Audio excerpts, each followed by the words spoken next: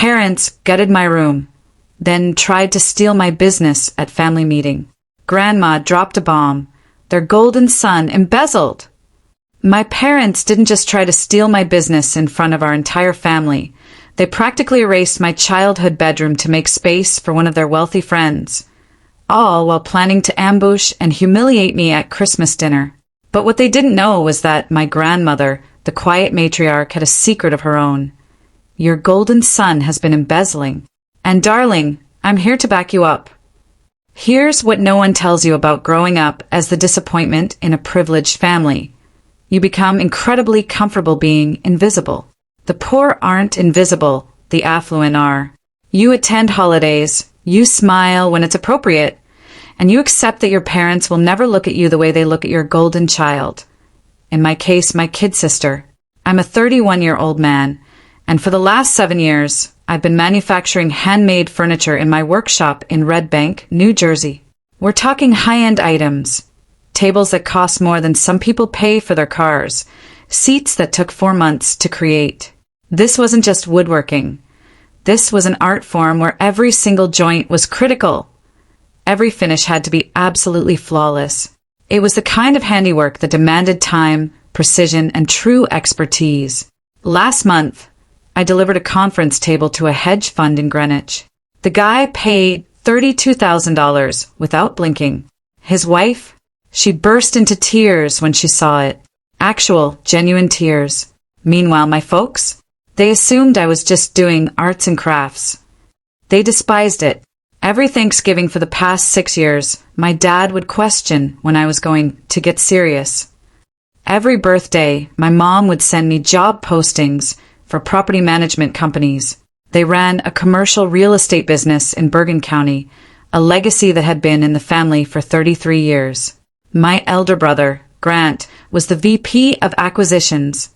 My younger sister, Harper, handled investor relations. Grant was the golden child, literally. My mom had a framed photo of him shaking hands with the governor in the main living room. My picture? Tucked away in the hallway bathroom. I was the man who worked with his hands, like some kind of peasant. 5 days before Christmas, I drove up to the family estate in Saddle River. It's this massive colonial with a circular driveway and all the trimmings. I wanted to arrive early this year. Help with the setup. Maybe, just maybe, I could finally establish that I belonged at the table, rather than just being tolerated there. Stupid, right? Despite everything, I clung to this belief that family was important. Our housekeeper of 20 years opened the door. She was the only person in that house who actually smiled when she saw me. Whitaker, nice to see you. Hey, they're upstairs. She paused, glanced behind her, and quietly added, yeah. Inside, Mom and Harper were hunched over spreadsheets, covering the coffee table like they were planning a hostile takeover. Hey, I'm here, I announced. Mom barely looked up. Leave your coat in the hallway. Do not touch the decorations. The staging company is returning tomorrow. Harper briefly raised her head. Okay, good. You arrived early. Remember when he would help set up? Every time the furniture was moved, it was done incorrectly. He scratched Mom's antique credenza. It was so dismissive, so patronizing, as if I were a kid incapable of doing basic tasks. When I went upstairs to use the bathroom, that's when things started to get weird. My old room, the one I'd had since I was 8, now had someone else's luggage outside the door. Turns out it was for one of Mom's investment friends who was staying over. When I stepped inside, my jaw dropped. Every single personal thing I had left in there was gone. My photos, my books, even my old tools. All shoved into plastic storage boxes and piled in the corner like rubbish, just waiting for pickup. Mom. I yelled out. No response. I decided to go to Dad's office to confront him about my room. The door was halfway open, and then I heard my name. I froze. Slides after dessert, Dad said, his voice calm and businesslike. Keep it brief. No argument. I squeezed against the wall, barely breathing. Then I heard Grant's voice. Put the salary chart on the TV soon after Dad finishes the introduction. He is unable to say no in front of everyone. That's all I have, but bits were sufficient. Mom chimed in. Once he's in, we combine his shop with ours. Control the client list. I took a step back, my pulse hammering in my ears. I crept to the printer room at the end of the corridor. There, in the tray, was a stack of handouts, still warm. Whitaker's Career Path. I grabbed one. Charts comparing furniture manufacturer incomes to corporate roles. My name appeared in bullet points, with intervention strategy in the heading. They'd even created a PowerPoint titled Objection Handling. They had even assigned tasks. Mom was supposed to soothe me once I regained consciousness. Harper would treat social media optics as if I were some kind of PR issue to be addressed. $52,000. That's what they assumed I produced. I made $165,000 last year, but they never asked, never verified, never even bothered to find out. I grabbed one more sheet, then another as evidence. Then I walked straight out of that house without saying a word. I got into my pickup and I drove. I wasn't sobbing, I wasn't panicking, I wasn't even planning. The security gate closed behind me. A stark finality in my rear-view mirror. 20 years. 20 years of attempting to prove myself to people who had already decided I wasn't worth their time. Done. By the time I arrived at a rest stop on the Garden State Parkway, I had made 4 critical decisions. First, I was heading to that dinner. Second, I planned to let them unleash their trap. Third, I planned to detonate it in their faces in front of everybody. And fourth, I planned to do it quietly. They wanted a spectacle? Oh, I was going to give them a show. I called Mason, my best friend from college, the one who helped me set up my studio. He answered promptly, "Hey, what's up?" "Hey, Mason? I just discovered my whole family's plan to disgrace me around Christmas dinner. PowerPoint presentation, printed handouts, everything." There was a long, stunned silence. "Are you joking?" he finally asked. "I have pictures. Where are you?" "Parkway Rest Station. I'm going back to Red Bank." "What are you going to do?" "Show up. Let them believe they have me cornered. Then blow it up in front of everyone. But I need ammo. Real numbers.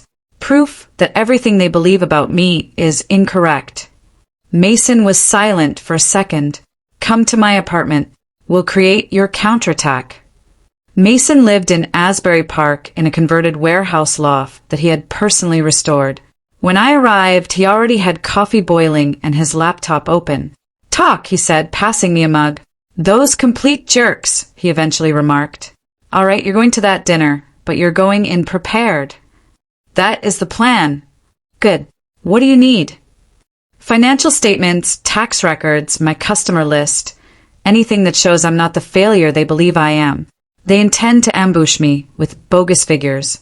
I'll bury them alongside real ones." Mason nodded slowly. "We can put together a package tonight. Print everything. You walk in with receipts." We spent the next 4 hours constructing everything. Tax returns reflecting a $165,000 income. Bank documents demonstrating consistent deposits. Client comments I'd saved over the years. Images of completed works in clients' homes, and a portfolio demonstrating that I wasn't just playing at business. I was operating it successfully without their assistance, without their money, and without their approval. Mason even looked up their company's public filings. "Dude," he whistled, "their accounts receivable are a catastrophe. They've been bleeding clients for 2 years. Your brother didn't just take from them. He sabotaged the entire enterprise while he was at it." Mason even helped me practice what to say when they started their presentation, how to time the reveal for maximum effect, and where to stand so that everyone could see me when I brought out my packet.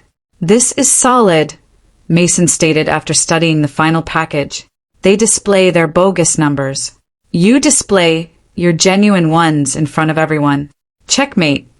"Perfect." After we finished, I said it, and then I made the phone call I had been putting off. The one who could alter everything. "Hello, Grandma. It's Whitaker." "Whitaker, this is a surprise." Her tone was kind but guarded. "Is everything all right?" "Not quite. I need to tell you something. and I need you to listen." I told her everything. The presentation, the fabricated wage figures, the plot to coerce me into the firm. When I finished, she remained silent for a long time. "Your father called me yesterday asking for a substantial loan," she eventually remarked. When I probed him about why, he became evasive. "Now I understand." Her voice became harsh. "Grant has stolen from them, hasn't he? That's what this is all about." My stomach sank. "How do you know?" "I've suspected for months. When Richard discussed the business, the numbers never added up." She paused. "To make up for their losses, they plan to attack you and seize your business." Appalling. "I'm going to supper, Grandma. I'm going to let them do their little intervention, and then I'll reveal everything in front of the entire family." Another pause. Then, "Good. And I will be there to back you up." "You will?" "Absolutely. It's time to hold them accountable." Her voice sounded like iron. "Do not take any calls from them before supper. Let them believe everything is normal. And Whitaker, do not hold back." "I won't." We hung up. I had my ammo. I had an ally. Now I only had to wait. I spent Christmas Eve in my workshop, finishing a commission and trying to be calm. My phone continually buzzed. Mom's calling. Dad's calling. I disregarded it all. Let them ponder. Allow them to sweat. That evening, I drove back up to Saddle River, parked in the circular driveway, and stepped inside as if nothing had happened. The house was full. Aunts, uncles, cousins, family and acquaintances, all dressed up. The annual Whitaker Christmas dinner was in full swing. Mom noticed me first. Relief filled her face. "Whitaker, you arrived. We were concerned when you did not answer your phone." I was swamped with work. You know how it is. She did not know. She had never asked. Dinner was the typical performance. The expensive meal. The fake laughing. Dad holding court at the head of the table. Grant making sure everyone was aware of his latest contract. Harper name-dropping investors. And me? I sat there quietly waiting. After dessert, Dad stood up and clinked his drink. If I could get everyone's attention before we head into the living room, I'd want to share something unique. A presentation on our family's future. Here we go. Everyone moved into the living room where a projector was already set up. I picked a seat in the back. My grandma caught my gaze from across the room and gave me a little nod. Dad launched into his speech. The company's legacy, the significance of family unity, the necessity for everyone to participate. Grant then stepped forward with the clicker. As many of you know, Whitaker has been pursuing alternative career paths. He grinned at me patronizingly. "We've compiled some information to help him see the big picture." The first slide emerged. Whitaker's career path. Charts displaying furniture manufacturer salary, national averages, and my name in bullet points. $52,000 in large red letters. "As you can see," Grant added, "the ceiling for this type of art is really restricted. Meanwhile, our family company provides real development opportunity, advantages, and stability." "That's an interesting number," I replied, getting up. The room went silent. You could hear a pin drop. "Where did you acquire this?" Grant blinked. "Industry averages, standard research." "Really?" "Because according to my tax filings, I earned $165,000 last year." I removed the packet from my jacket. "Do you want to see?" The silence deepened. You could hear ice settling in cups. I have bank statements, too. Customer testimonials, photos of things I've made that sold for more than some people's automobiles. I walked toward the front, making sure everyone could see me. "But please keep going. Tell everyone about my failed hobbies." Dad walked forward. "Whitaker, now is not the time, is it? You set up a whole presentation, printed handouts, even made a slide called Objection Handling." I held up my phone. "I have photographs of everything in the printer tray. Do you want me to share them with everyone in the room?" Mom's face went white. Harper's mouth fell open. Here's what's actually happening. I began, turning to face the gathering family. Each aunt, uncle, cousin, and family friend staring at me with wide eyes. The corporation is insolvent. They're losing money. And instead of admitting it, they plan to humiliate me into joining, so they could use my business to bail themselves out. Gasps from the aunts. Murmurs from the cousins. One of my uncles whispered, "Jesus Christ," beneath his breath. "That's not true." Harper yelled, "Really?" I gazed at her. So the firm is doing nicely. No cash flow issues, no investor concerns? Dad didn't contact Grandma yesterday and ask for a loan. Silence. Dead. Devastating quiet. My grandma stood up. Everyone in the room turned to look at her. "It's worse than that." Her voice pierced through the room like a knife. I had sensed for months that something was awry with the company's finances. Richard phoned me recently, asking for a large loan. When I pressed him, he confessed that there were abnormalities. She stared directly at Grant. For years of irregularities. Grant's face became pallid. His hand, which held the clicker, began to shake. "Your golden child has been embezzling," she added, her voice echoing around the room. And rather than deal with it honestly, they decided to drag Whitaker into their mess. Use his clean reputation, steal his client list, and fold his legitimate business into their failing one. On Christmas Eve, right in front of everyone, the room erupted. Everyone was chatting at once. Accusations flew. One of my aunts rose up and began gathering her belongings. My cousin took out his phone and probably texted everyone who wasn't present. My uncle, who had always agreed with my parents on everything, stood up. "Richard, tell me right now, is this true about Grant?" Dad couldn't even look at him. My uncle grabbed his coat. "For 33 years, I defended you to my wife. It's been 33 years. He walked out. His wife followed. Then 2 more cousins. Dad attempted to restore control. "This is a family business. We should not be discussing." "You made it a family business when you planned to humiliate your son in front of everyone," my grandma said. "You should feel embarrassed. All of you, Grant, Harper, and especially you, Richard. This youngster created something tangible while you were busy coddling a criminal." I gazed at my parents, my brother, and my sister. They had spent years making me feel useless. People who assumed I would simply accept their crumbs. "I built something real," I whispered gently, but everyone heard. "Without your help, without your approval, without your respect. And you thought you could just take it because you needed a bailout." Mom began weeping. Dad's cheeks became crimson from shame. Grant looked like he wanted the floor to devour him. I went toward the door. "Whitaker, wait." Mom instructed, grabbing my arm. I drew away. "Don't. We're finished here." I stepped outside into the chilly December night, the sound of mayhem still emanating from the home behind me. Got into my pickup, drove. After 2.5 hours, I pulled into a cabin driveway in the Poconos. My phone continually buzzed. Mom, Dad, Harper, Grant. I disregarded it all. Let them panic. Allow them to try damage control. The truth had finally come out, and it was spreading like wildfire across the family. My grandma texted me, "I'm proud of you." They are still reeling. Half of the visitors departed after 25 minutes. Your father attempted to save the evening, but no one was having it. Call me tomorrow. One from the housekeeper, Mr. Whitaker. I packaged your items carefully. They will be in the garage when you are ready. Well done tonight. They needed to hear it.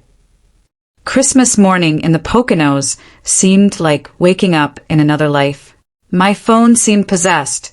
I read through messages while drinking coffee, each one more gratifying than the last. Dad, Whitaker, your mom is distraught. This prank reflects negatively on your judgment.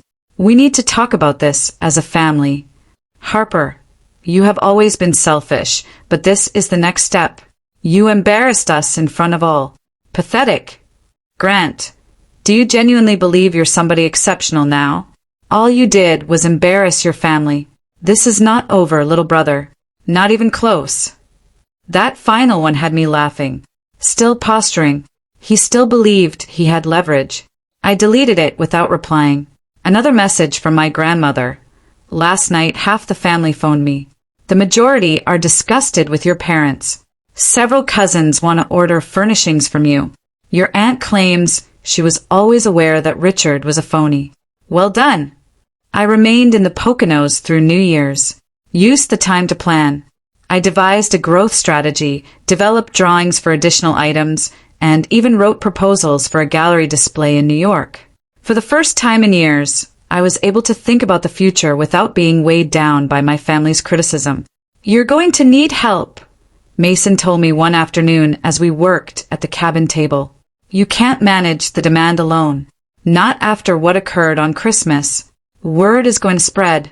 People are going to want pieces from the guy who told off his entire family. I understand.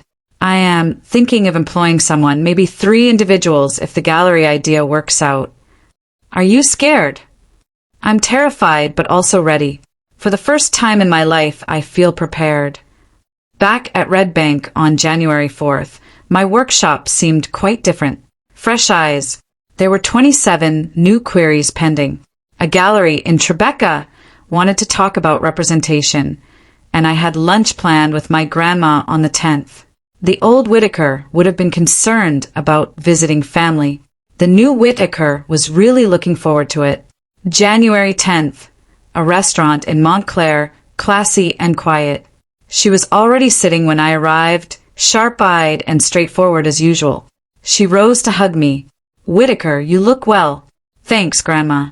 We got through small conversations swiftly. Then she placed down her menu and stared directly at me. I owe you an apology, she explained. For what? For not saying something sooner. I knew how they handled you.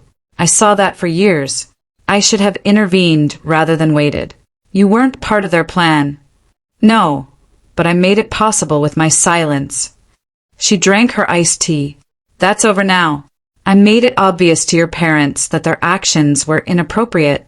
Informed your extended family that you own a reputable, prosperous business.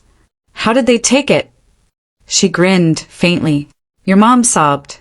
Your father became defensive. I ordered them to be calm and listen once. I laughed. I'm updating my will, she added. You will get 45% of my estate. Your siblings divided the remaining 55%. Not recompense for their wickedness. You have merely proven yourself. Grandma, you don't need to. I am not requesting permission. I'm informing you.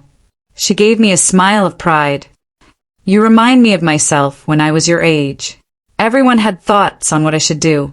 I disregarded them and established my own accounting practice. Best decision I've ever made. I didn't know that. Your family never mentions it. Doesn't fit their story. She hesitated. I am also investing in your business. Not charity. A legitimate business choice. 18% equity in exchange for funding to grow. I gazed at her. You're serious? Completely. I checked your website and personally contacted 4 of your purchasers. Your stats are fantastic. The growth potential is significant. She grinned. You're a good investment, and I anticipate quarterly reports. I'm an involved investor. We discussed specifics over lunch. Her contribution would allow me to recruit 3 staff, improve equipment, and lease a suitable showcase location. One more thing, she said as we concluded. Your mother will attempt to reach you. Apologies and manipulation. Whatever you decide, remember that you do not owe them forgiveness simply because they are family. You owe yourself respect. I'll remember that. She grasped my hand. Good man. The following 3 weeks were explosive. I hired 3 men who were both talented and hungry, set up proper procedures, managed inventories, and implemented mechanisms for tracking commissions versus gallery items. Mid-January, my phone rang. Dad. I almost did not respond, but I was curious. Hello, Whitaker. It's your father. I know. A long silence. I'm calling because we need to discuss what happened at Christmas. How about it? You humiliated us in front of our entire family. You made accusations. I told the truth, I interjected. There's a difference, Whitaker. I realize you're furious, but you need to think about this practically. We're dealing with investor worries and cash flow challenges. Dad, why did you really want me to join the family business? Silence. I'm not stupid, I said. You aren't providing this out of care. What is truly going on with Grant? More stillness. Then carefully, the firm is undergoing an audit. We are investigating some accounting irregularities. Irregularities? That's how we describe 4 years of embezzlement. We don't know that for certain. Grandma does. And now, so does everyone else. I let it dangle there. You plan to humiliate me into joining a company that's hemorrhaging money because your golden boy stole from you and you're too proud to admit it. That is not what this is about. Yes, it is. And the answer is still no. Handle your own mess. I hung up. February brought momentum. Following our successful initial meeting, the Tribeca Gallery organized a display. My boy stepped up. 14-hour days with precise joints and impeccable finishes. Then reality struck. A Manhattan client contacted us to renegotiate a $14,500 dining table price after delivery. The finish is not what I expected. $9,500 seems reasonable. I have the signed spec sheet. Take $9,500 or I'll dispute the charge. Hung up. I called a lawyer. Certified letter threatening a breach of contract action. Client paid in whole within a week with a written apology. Running a business entailed battling for what you had earned. 3 weeks before the solo concert, things turned nasty. Grant arrived in my workshop unannounced. He just strode in as if he owned the place. I was almost finishing up a walnut credenza when I heard the door open. I looked up and there he was. Same arrogant expression. Same fancy outfit. Same bright kid energy emanating from him like a sickness. Nice setup, he commented, glancing around. Quaint. Get out. Relax. I'm here to discuss business. He took up one of my chisels and examined it as if he understood what he was looking for. He did not. The auditors completed their preliminary report. Dad is in full panic mode. Mom is on Xanax. Harper refuses to stop sobbing. Still not my problem. He walked by my workbench, running his finger over the edge of a piece I'd been working on for 7 weeks. 900 hours of effort. Be careful, I replied. That's worth more than your car. His jaw stiffened. It was the first time I had received a genuine reaction from him. Here's the thing, little brother. He placed down the chisel and looked me in the eyes. It doesn't need to be ugly. Family cares for family. You bring me in as a partner at 55/45, and we call it even. I handle operations. You do your small woodworking project. I actually laughed. Are you serious? Dead serious. I have business experience. You do not have any connections. I can take this business to a new level. You took millions from the family firm and now you want half of my business. His expression stiffened. I did not steal anything. There were cash flow concerns, accounting with a twist. Things became complex. The auditors had a different perspective. The auditors don't know the whole story. He moved closer. I am providing you a lifeline here. Take it. Get out of my workshop. Think carefully, Whitaker. You make me an enemy. Things get tricky. I know people, investors, clients. I can make phone calls that will bury your small interest in a week. Are you threatening me? He grinned and said, I'm giving you options. The same patronizing smile as Christmas. 55/45. Final offer. I don't hire thieves, and I definitely don't make them partners. His smile faded. You'll regret this. Get out now. He walked away, but something told me it wasn't over. For days later it began. A client contacted me to cancel his commission. He stated that he had heard concerns regarding my business methods. Then another cancellation. Then an unfavorable review surfaced online. Someone I had never worked with alleged that I had delivered faulty items. The bogus reviews became imaginative. One person said I showed up to a delivery inebriated. Another stated I'd made a pass at some guy's wife. All of these accounts were created within 72 hours of Grant's arrival, all with no history, no prior reviews, and no credibility among those paying attention. But they appeared on Google. That was what mattered to him. I called Mason. Grant's going scorched earth, I told him. Fake reviews. He's attempting to undermine my reputation. Document everything, he stated. Screenshots, timestamps, the works. Already on it. Then the calls began. Middle of the night. Blocked numbers, heavy breathing, then disconnect. 4 to 5 times every night. I began sleeping with my phone on silent.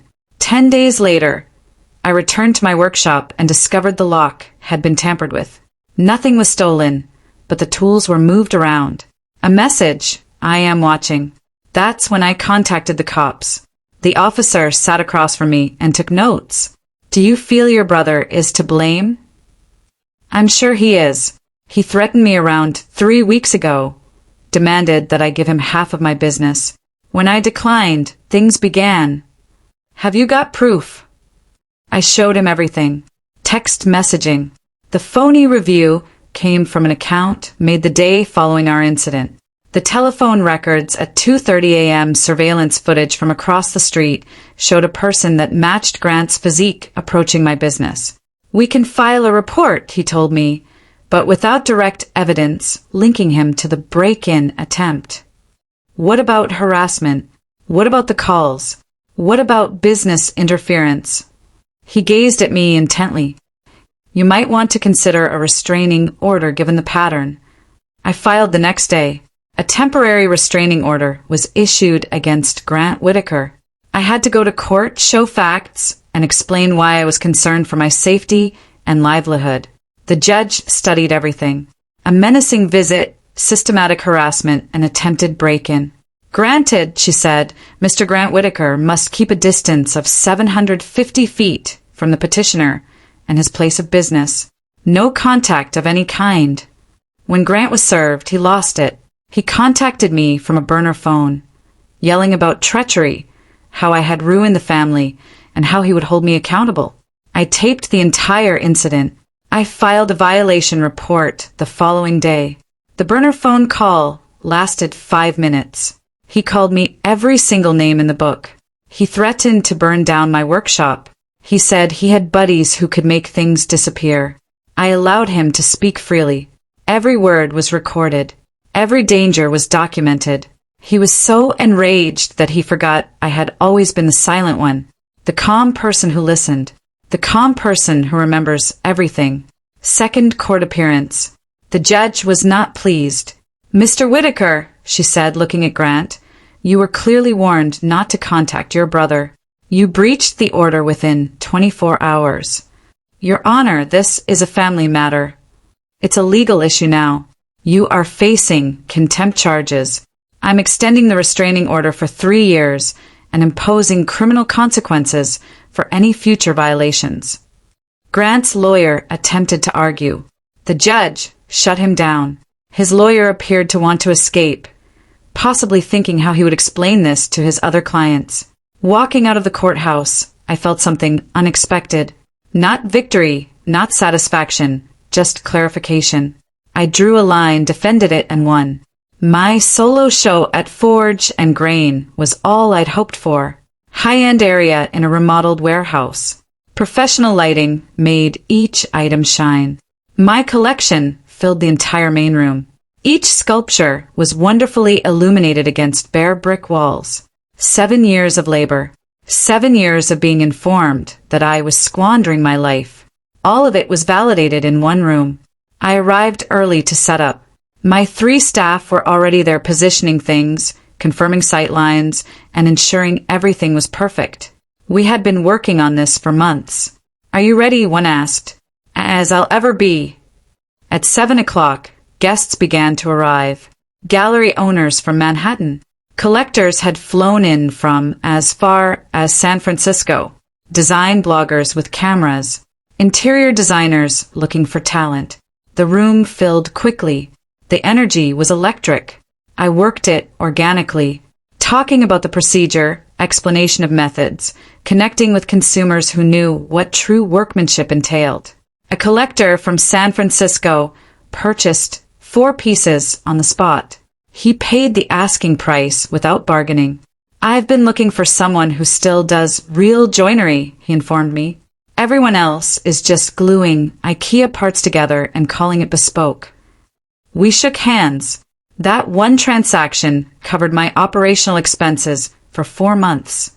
My grandma walked in around 7:45, alone. She noticed my gaze and grinned. I walked over. Where is the rest of the family? I asked. Your father and mother chose not to attend, too humiliated following Grant's court appearance. Harper remained with them.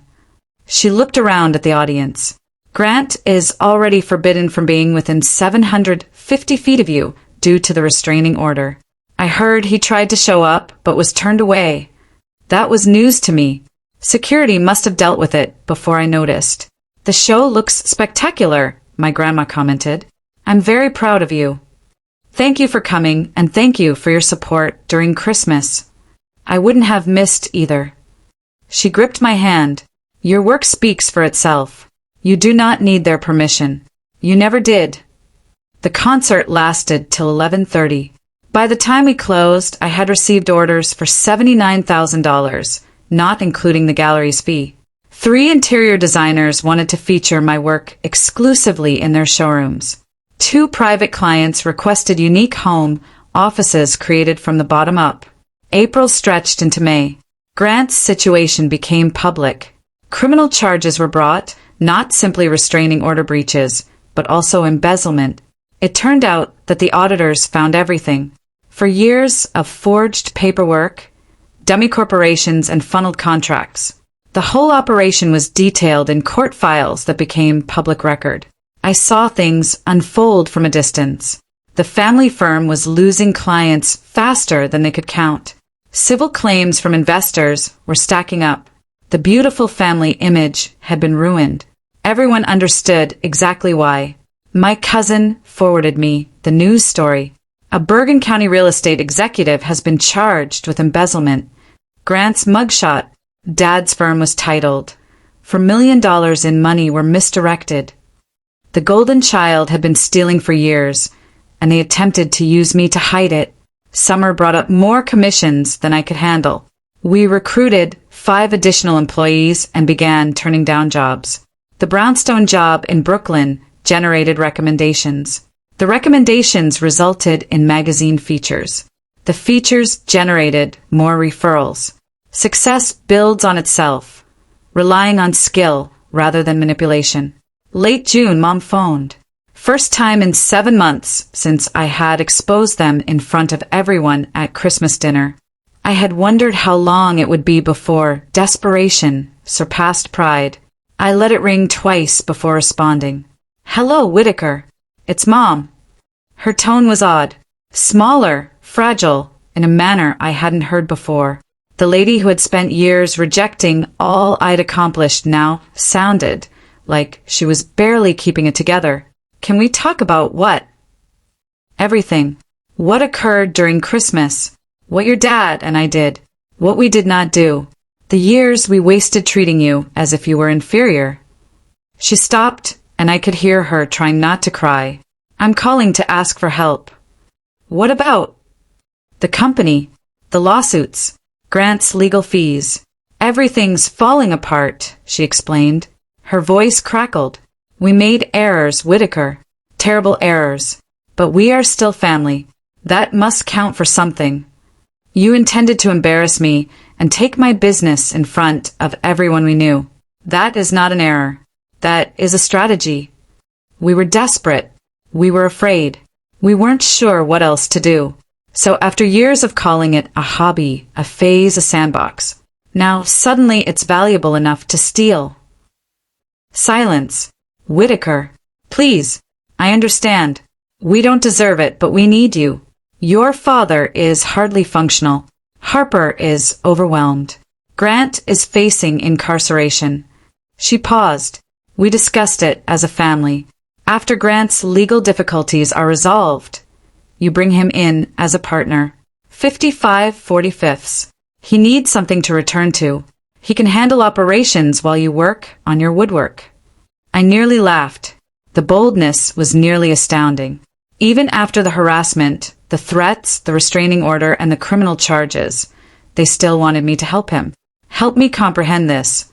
Do you want me to surrender half of my company to the brother who threatened me? The brother who hounded my clients? The brother who attempted to break into my studio? The brother I had to obtain a restraining order against? And the golden kid who wrecked everything? He is still your brother. He needs a fresh start. And frankly, you owe this family something. I don't owe you anything. And I have a 3-year restraining order that states he cannot come within 750 feet of me or my company.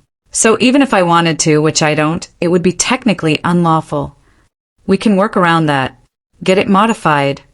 No, Whitaker, I grinned. Actually smiled. Not furious, not bitter, just finished. I don't hire thieves, and I definitely don't make them partners. The stillness extended. When she spoke again, her voice sounded empty. I don't know what else to say. There is nothing to say. You made your decision. You now live with them. I am not here to bail you out. I am not Grant's safety net. I am the son you rejected, and I created something substantial without you. Can we at least meet? Talk in person? No, we're done here. I hung up. Harper texted around 2.5 hours later. You are ripping this family apart. I hope you are pleased. I took a screenshot. I added it to my collection. Then I returned to work on a commission for a restaurant in the Hamptons. $26,000 cash on delivery. Yeah, I was really pleased. Dad called and asked if we could meet. His voice sounded strange, defeated, broken in ways I'd never heard before. The man who was always in command, always had a plan, and understood how to manipulate a crowd. That man was gone. I agreed. A modest restaurant in Montclair on neutral territory. This is the type of area where no one would know us. There is no family reputation to protect. There is no picture to preserve. Just two people who needed to talk about something that had been on their minds for years.